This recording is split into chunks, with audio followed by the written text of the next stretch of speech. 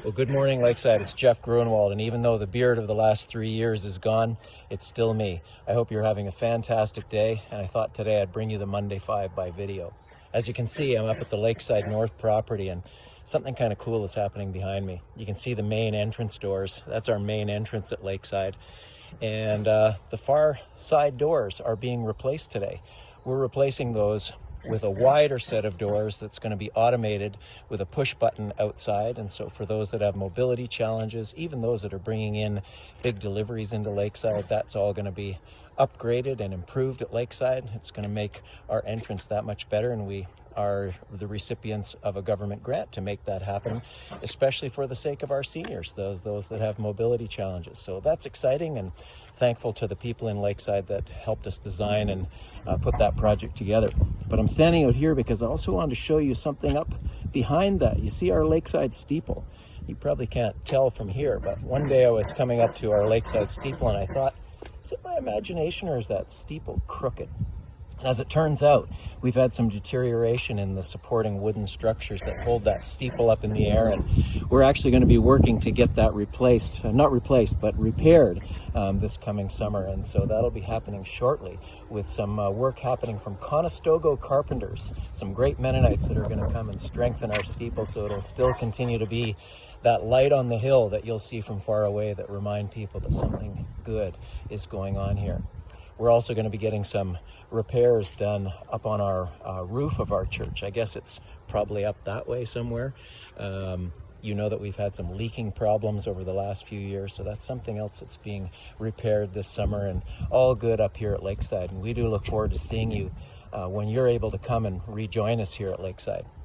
But speaking of something new, I wanted to just pick up on a theme that I spoke to last week, and that was this idea that when Jesus was baptized, it was said that it was like a dove when the Holy Spirit came and descended upon Jesus. And I invited some feedback from you to just speak to me about ways in which you had seen God work that were almost unexplainable. Yesterday, I heard a story from one of our great Lakeside people.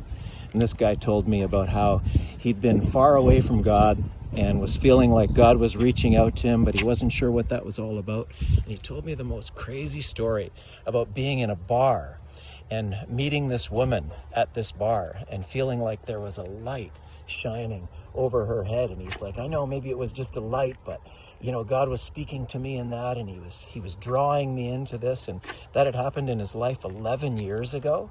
And he felt like that was a key moment in his life as to how God drew him back into relationship.